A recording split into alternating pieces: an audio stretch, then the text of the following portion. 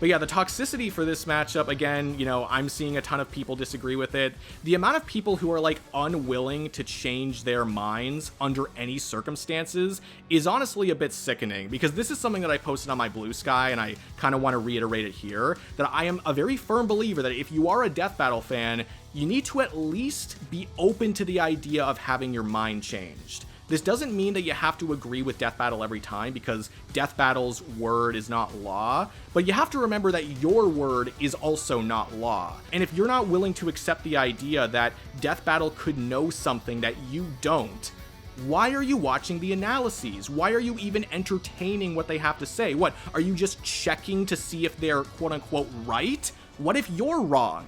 It's possible that you could be wrong. Like, again, you don't have to agree with Death Battle all the time. You definitely don't. But you need to at least go into it thinking, hey, I might learn something new.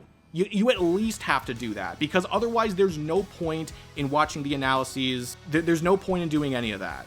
I think what a lot of people forget a good majority of the time is that Death Battle and power scaling in of its entirety is subjective. Absolutely. There is no definitive way to scale a character's power. There is no definitive answer to if one character would be another, unless, you know, it actually becomes a canon thing, but that's rarely ever the case. Or unless we pull them out of the pages of the comic book or whatever and make them fight in reality, right, which you can't do, right? Like, yeah, and there's some techniques that are better to use than others, like, I'm not going to deny that, but yeah, like, to say that there's an undeniable answer, and especially to say, oh yes, and I'm always right, I always have all the undeniable answers, like, who the fuck do you think you are? Like, yeah. Right. Yeah. This is something I said earlier, that if Death Battle brings up something that the general community didn't really think about before, then people are more so to just think that it's wrong. Because, oh, if no one has brought it up before, then there must be something wrong with it. But again, it's always possible for Death Battle to know something that other people don't. And that doesn't mean that it has less of a leg to stand on. Maybe you should actually read the comics, play the games. Maybe you should do the research for yourself instead of just basing your quote-unquote infallible opinion over stuff that you've heard from other people.